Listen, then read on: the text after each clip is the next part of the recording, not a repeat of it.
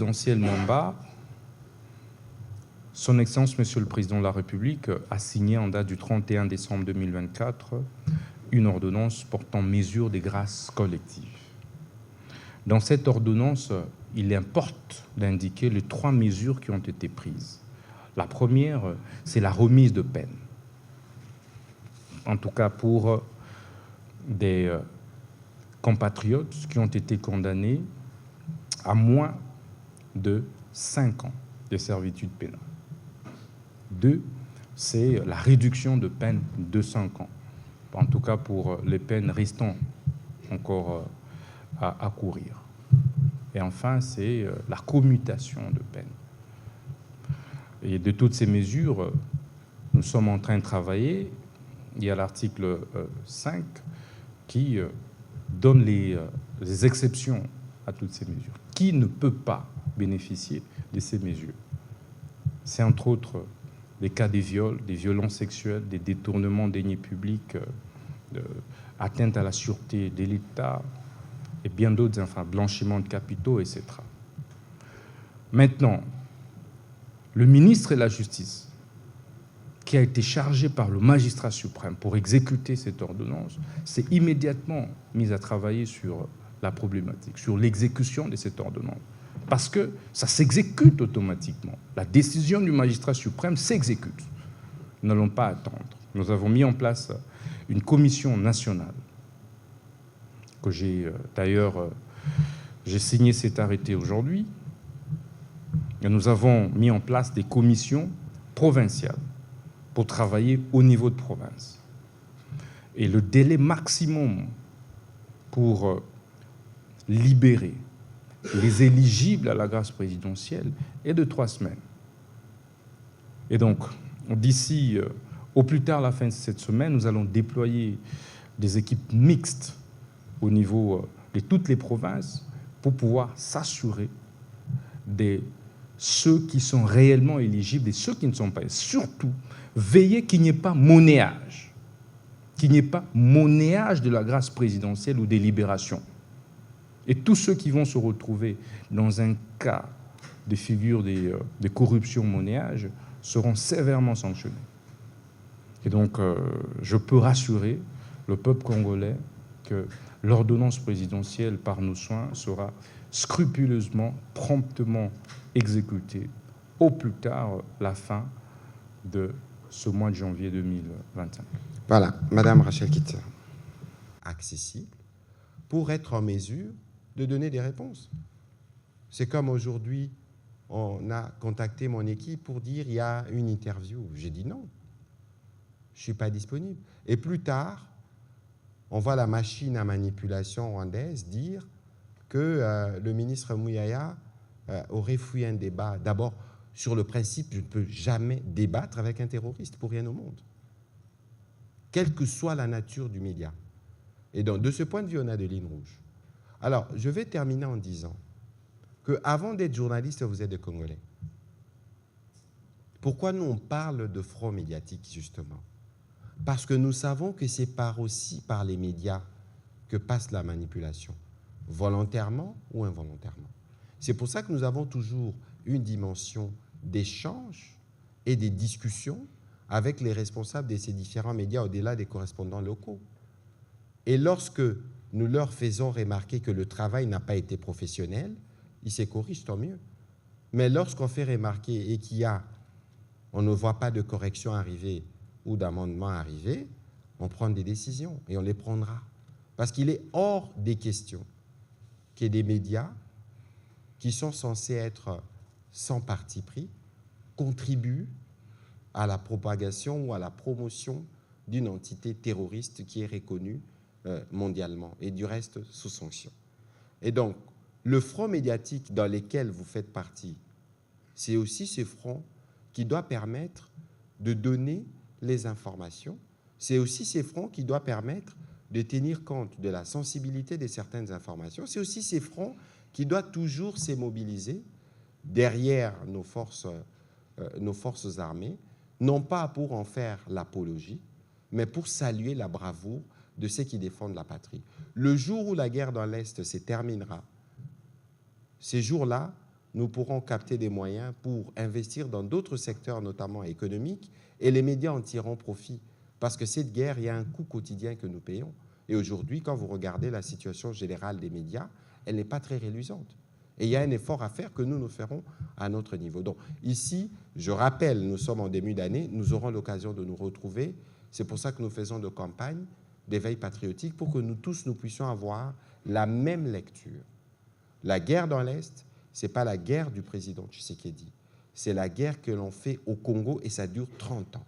Avec le président Tshisekedi, nous avons un commandant suprême qui est déterminé, qui marque de points sur 5 fronts, militaire, diplomatique, économique, judiciaire et médiatique. Et tous les Congolais doivent de ces faits se mobiliser autour de lui pour bouter dehors nos agresseurs et nous allons régler nos questions entre nous parce qu'il faut d'abord sauvegarder l'intégrité territoriale. C'est ce qui vaut le plus aux yeux de tous les Congolais. Merci. Monsieur le ministre d'État, allez-y, s'il vous plaît. Merci, monsieur le porte-parole du gouvernement, surtout pour vos réponses pertinentes. Vous savez, la question de l'agression rwandaise devait nous préoccuper au plus haut point. En principe, nous ne devrions pas, nous, Congolais, quel que soit notre statut, poser la question sur un quelconque dialogue avec les terroristes qui tuent nos populations, qui pillent nos richesses, qui violent nos femmes. Nous devrions tous, plus que jamais, nous ranger derrière le commandant suprême. Parce que la guerre qui nous a imposée à l'est du pays n'a pas de couleur. Nous ne devrions pas faire l'apologie de ces criminels. Ce n'est pas ce groupe d'individus qui font la guerre à la RDC. C'est une machination en vue de la balkanisation de la terre de nos ancêtres. Ça devait autant nous préoccuper. Mais c'est pourquoi je réitère une fois de plus tout mon soutien au commandant suprême et à nos frères RDC, vaillants frères RDC, à nos Azalendo. J'aimerais également nous encourager, tous, à pouvoir adopter la même attitude, des fermetés, des rigueurs. Vous voyez comment ces voyous se mobilisent contre nous. Vous voyez comment ils se mobilisent parce qu'ils occupent illégalement nos terres. Et tant que nous allons continuer à penser, à tort, que c'est une problématique qui concerne uniquement le président Tshisekedi, nous allons un jour perdre cette République.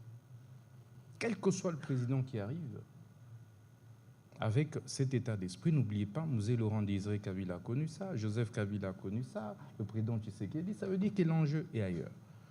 Affichons de la fermeté. Répondons donc à la question.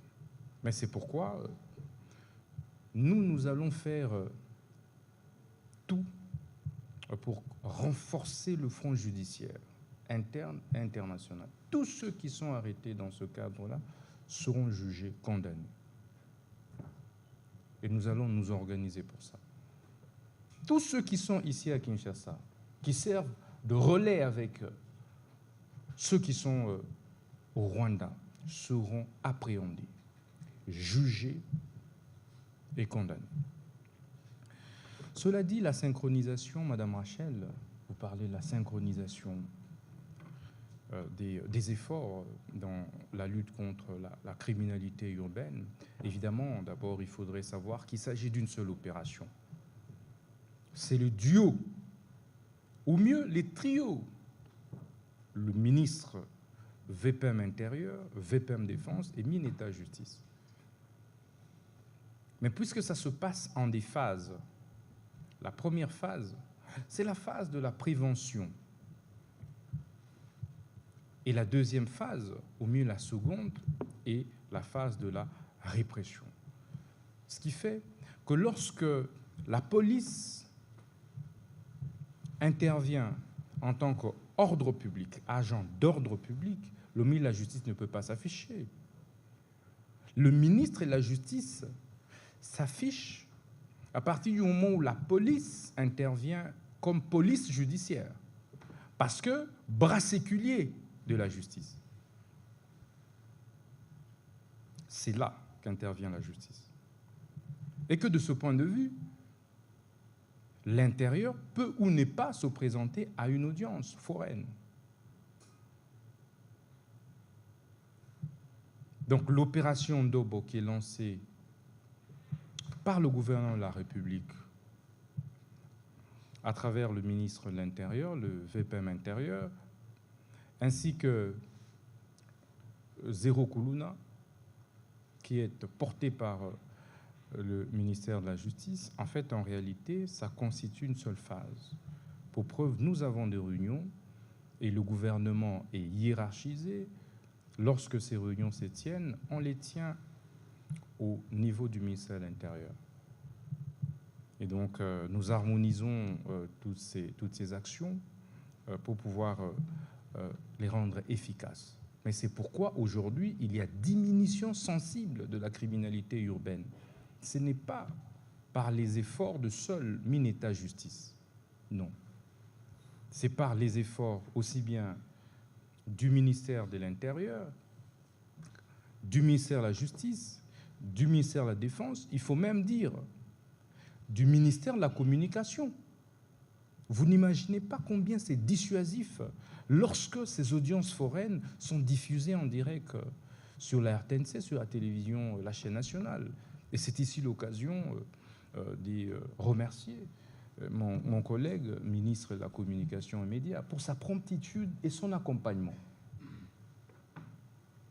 Parce que cette action sans accompagnement médiatique, sans accompagnement de la population, en réalité, ne produirait pas les effets qu'elle produit aujourd'hui. Donc nous avons réussi à synchroniser ces actions. C'est pour ça qu'aujourd'hui, vous pouvez véhiculer votre micro-baladeur à travers la ville de Kinshasa pour vous rendre compte, évidemment, que les effets sont plus que parlants, sont palpables. Les Quinoises et les Quinois ont pour une première fois passé des moments de festivité en toute tranquillité, parce que des membres du gouvernement, ministre intérieur, défense, communication, justice, la police nationale, le général Kilimba Limba qui a abattu un grand travail, nos forces de l'ordre qui ont abattu également un grand travail, nos FARDC ont abattu un grand travail pour que nous puissions en arriver là. État de droit, participation du ministre de la Justice, etc. Vous savez, comme je l'ai dit, on ne construit pas la nation à travers des concepts creux. Respect de ceci, respect de cela, il faut ceci, il faut cela. On tourne autour des concepts. Quand on tue, on ne parle pas état de droit. Quand on tue Jemima. Mais quand le ministre de la Justice, qui est en fait, en réalité, le patron de la justice, active l'organisation d'une audience foraine et y participe comme non seulement ministre, mais d'abord et avant tout comme citoyen, parce que ces audiences sont publiques. Et cette publicité exclut-elle le ministre de la Justice? Mais non. L'indépendance ici du juge, c'est lorsqu'il est dans sa fonction de dire le droit. Ce n'est pas pour rien que je vous ai dit, parmi tous ceux des Koulouna arrêtés, il y en a qui ont été acquittés. Et tous n'ont pas été condamnés à la même peine. Donc la présence du ministre de la Justice, c'est pour, évidemment, se rendre compte, par moments, des difficultés rencontrées sur le terrain, pour pouvoir faire rapport au gouvernement et améliorer. Peut-être que ça peut aussi être la violation du droit de la défense. Et le rôle du ministre, c'est de pouvoir veiller sur tout ça. Violation des droits de mineurs, parce qu'incarcérés, etc. Non, les mineurs, en réalité, ne peuvent pas être emprisonnés. C'est ce que dit la loi de 2010 sur la protection de l'enfant. les enfants en conflit avec la loi, il y a un mécanisme pour pouvoir les rééduquer. Ils ont des cellules spéciales pour les aider à pouvoir se réinsérer. C'est pourquoi ils ont aussi un juge spécial. Donc dire qu'en RDC, on viole les droits de mineurs, je pense que ce n'est pas vrai. Il y a des tribunaux pour enfants et ces juges font bien leur travail. Dans la plupart des cas, lorsque, au niveau de nos juridictions, on identifie, et ça passe d'ailleurs en direct sur la chaîne nationale, que tel présumé auteur d'une infraction, ça veut dire prévenu, inculpé, lorsqu'on se rend compte qu'il est mineur, généralement, on le met à la disposition de son juge naturel. Donc les juridictions ordinaires ne jugent jamais les mineurs dans notre société. 2500 magistrats, nous allons nous y atteler. Évidemment, c'est la responsabilité du gouvernement de pouvoir recruter le personnel judiciaire, y compris les magistrats. Le chef de l'État, et c'est une première, il y a de cela 2 ans, lancé les recrutements des 5000 magistrats. Les 2500 qui étaient dans un premier temps identifiés ont commencé à prester. Et maintenant, nous travaillons pour que les 2500 autres puissent commencer. Parce qu'il y a un sérieux problème de carence des magistrats, surtout dans les juridictions de l'intérieur du pays. Et ce problème est pris en compte, est pris à bras-le-corps par le gouvernement de la République à travers notre ministère pour que les 2500 autres magistrats puissent commencer. Nous allons avoir des séances de travail avec eux et le chef de l'État a déjà instruit à propos. Nous aurons des séances de travail avec le Conseil supérieur de la magistrature pour que, évidemment, le gouvernement de la République puisse les budgétiser et qu'il commence le travail parce que le besoin est là. Il faut que la justice soit dite, mais elle ne peut être dite que si les juridictions, les offices sont pourvus en ressources humaines. Voilà, Monsieur le ministre d'État. Transfèrement, on n'a pas fini. Je pensais que quelqu'un me poserait cette question-là. Le transfèrement. Répondez-y, oui, Monsieur le ministre. Les transfèrements, oui, on a dit, mais écoutez, on transfère des prisonniers parfois en attente, en instance d'appel. On a posé cette question sur les réseaux. Non, mais notre droit donne possibilité, justement, pour raison de sûreté publique, que des prisonniers soient transférés dans une prison, dans une maison carcérale, loin de leur milieu d'arrestation.